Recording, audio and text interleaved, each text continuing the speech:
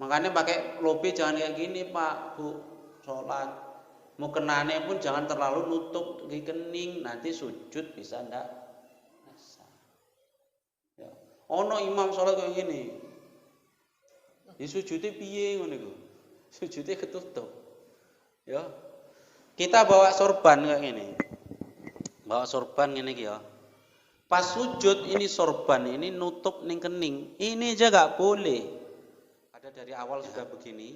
Karena apa? Pas menyebut nama Allah digerakkan. Ya. Ada yang dari awal digenggam. Pas asyhadu alla ilaha illallah itu digerakkan, ditelunjukkan. Jadi yang gini-gini jangan disalahkan. Ngapain? Nah, kita pula yang kayak gitu.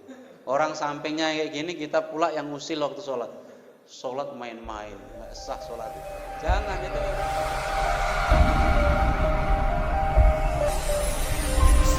Pakai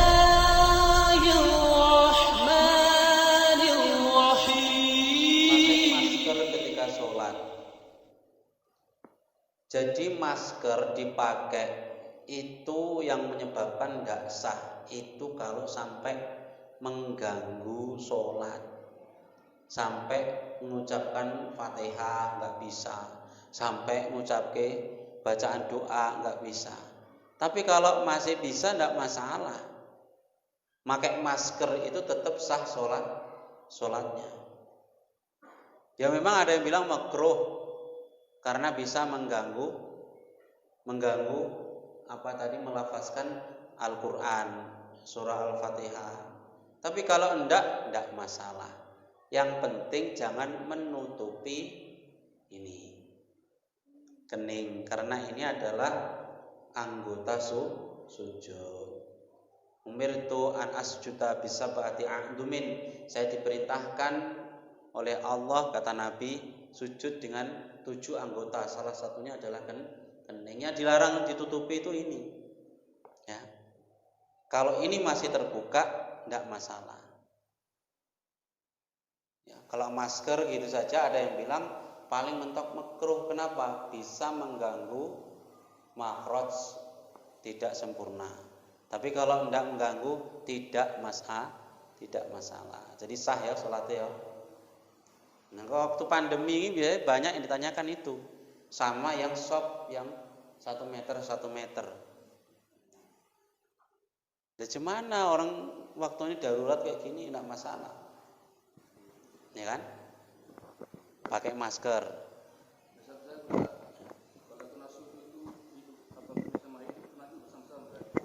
Gini, hadisnya kan umirtu an asjuda bisab'ati a'dumin. Allah memerintah saya, atau saya diperintah Allah sujud 7 anggota. 1 kening, 2 telapak tangan, 3 lutut, 4 ya. 1, 2, 3, 4, 5 sama 2 kaki. Jari-jari ini, ujung jari-jari. Berarti berapa? 7. Nah, hidung ini sunnah.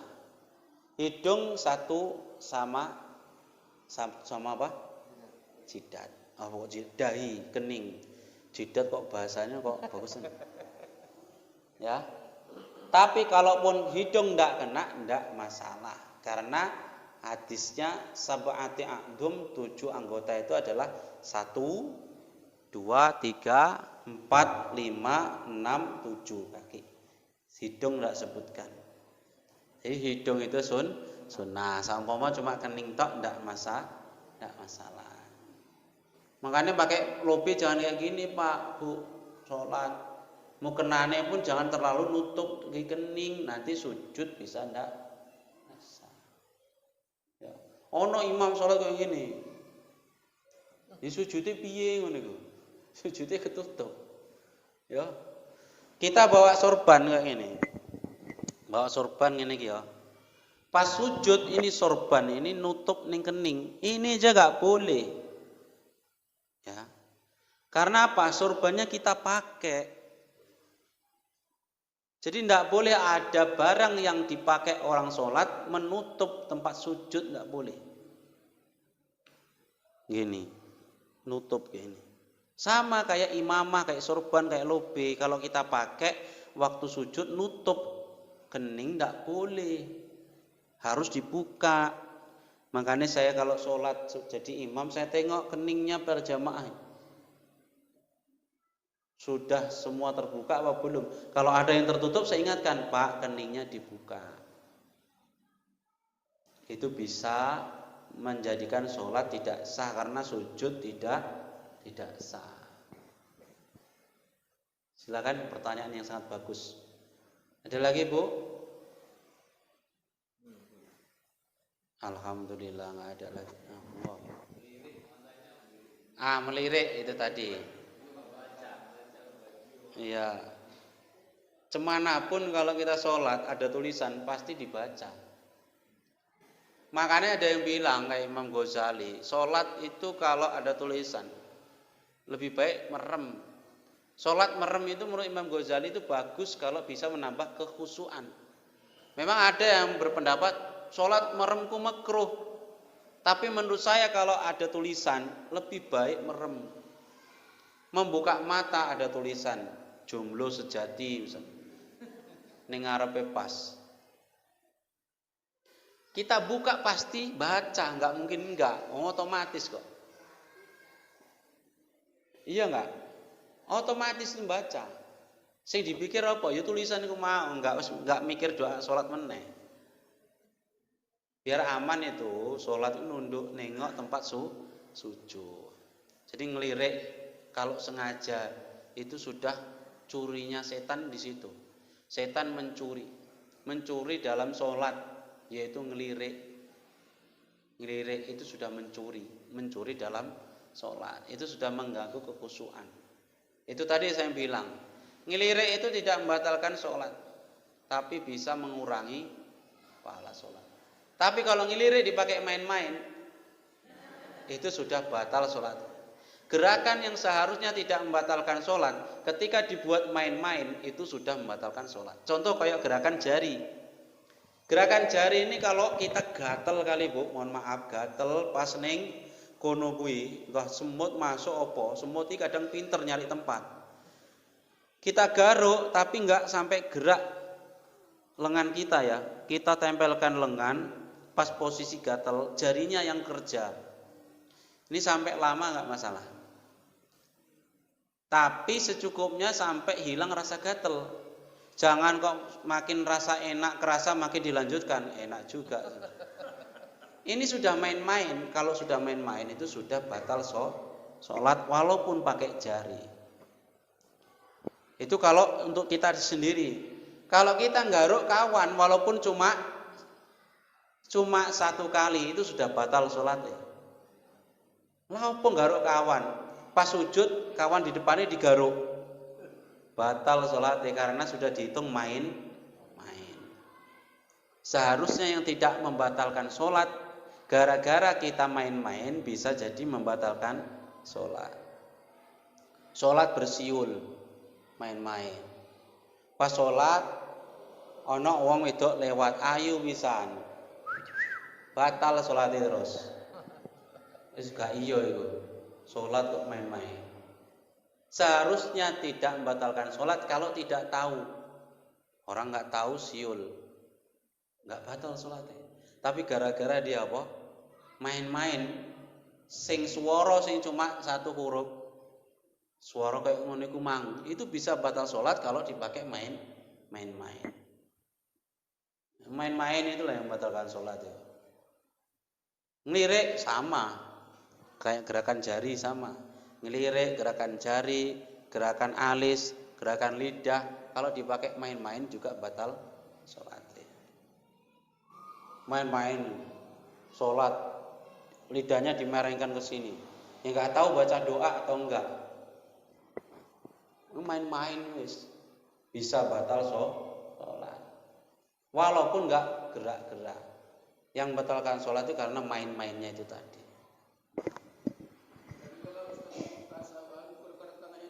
Nah itu memang ada kayak gitu. Hadisnya memang ada. Tasahud akhir gerak-gerak. Itu memang ada hadisnya. Riwayat Imam Baihaqi. Yuharriku, Nabi itu menggerak-gerakkan jarinya. Tapi dari hadis ini ada yang beda pendapat.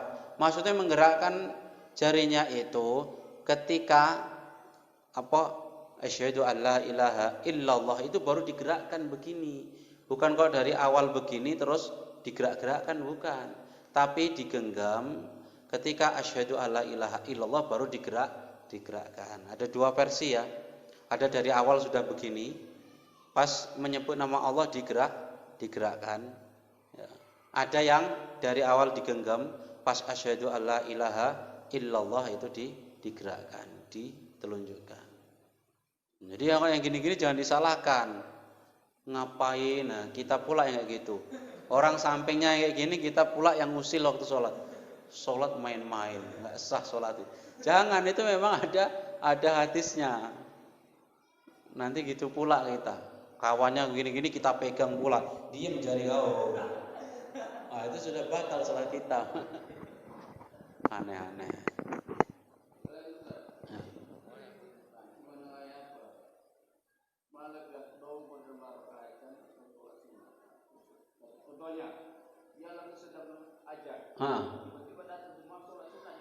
Iya. Loh, sholat sunnah apa ini? Sholat qobliyah itu kan sesudah azan. Ya. Oh ya, tahiyat masjid mungkin ya. Lebih baik mana? Sholat sunnah atau mendengarkan azan? Ya mendengarkan azan dulu. Azan itu didengarkan, dijawabi. Azan itu didengarkan, dijawabi.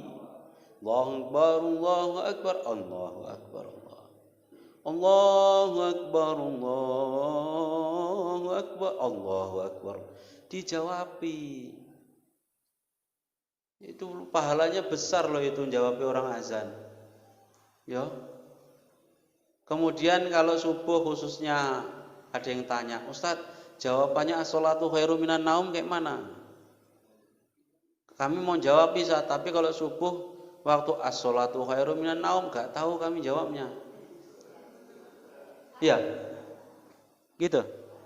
Kayak mana jawabannya, Bu? As-sholatu khairum minan naum. Iya. Lah arep itu jawab gak ngerti. Sodakta wa barirta wa ana ala dzalika minas syahidin. Sodakta wa barirta. Sodakta wa barirta wa ana ala dzalika minas syahidin. Piye, Bu? Wis pokoke ngono lah, Sat. Sodakta wa barirta wa ana ala dzalika minas syahidin. Ngono ya besok ya. As-sholatu khairum minan naum. Itu dapat pahala, Bu. Jawabnya orang azan dapat pahala. Mengko siap azan sholat sunnah dapat pahala meneh. Begitu. Sholat subuh, qobliyah subuh afdol, lebih baik daripada bumi langit seisinya. Tapi kalau dengar azan ya didengarki, didurungokne sampai selesai, dijawabi, dapat pahala. Wes Bu, Ibu gak ada yang tanya?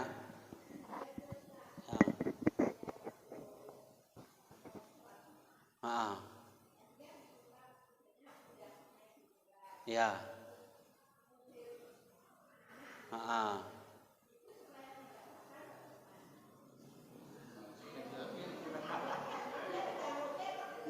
Solusinya cuma diem. Ya. Oh, setelah kita melakukan itu, bagaimana supaya tidak? Nah, Jumat depan jangan kayak gitu lagi. Wis batal kok kemarin, ya Allah, nggak jadi aku lupa ya Allah. Jangan dibatalkan pahalanya, sayang. Jumat depan jangan diulangi lagi. Itu caranya. Karena hadisnya jelas, idza qulta li sahibika yaumal jumu'ati ansid wal imamu yahtub faqad lagut. Kalau di hari Jumat kamu ngomong sama kawanmu, diemlah. sedang imam sudah khutbah, maka sia-sialah sholat Jumatmu. Diam. Padahal niatnya bagus ya kan. Jadi supaya kita dapat pahala Jumat depan meneh, aja diulangi. Jadi pas waktu sudah naik mimbar, khotibnya diem rungokke. Karena khutbah itu ibarat baca Quran. Nah itu termasuk rukun khutbah, itu ada ayat Al-Quran. Wasiat bitakwa itu semua masuk, ya khutbah itu pokoknya masuk kayak baca Quran. Idza quri'al Qur'anu fastami'u lahu wa ansitu la'allakum turhamun. Ketika dibaca Quran, ya dengarkan dan diem, semoga mendapat dirahmati oleh Allah. Malah ngobrol di sudut sendiri sama anak-anak. Kok dibilangi payah kali, suruh diem apa? Ini dengarkan imam, dia pun nggak mau diem. Dia pun ngomong batal sholat apa nih pahalane lo ya sia-sia. Pahala bukan sholat Jumat sing batal, pahalane. Kalau sholatnya tetap sah, kayak poso tapi ngerumpi, pahalanya batal. Tapi sah enggak? Ya tetap sah kayak ngono lho kok. Wes, semoga pertemuan pagi hari ini memberi manfaat untuk saya pribadi dan Bapak Ibu sekalian. Jika ada salah pasti dari saya pribadi. Jika ada benar itu pastilah dari Allah semata. Usikum wa nafsi bitaqwallah. Wassalamualaikum warahmatullahi wabarakatuh.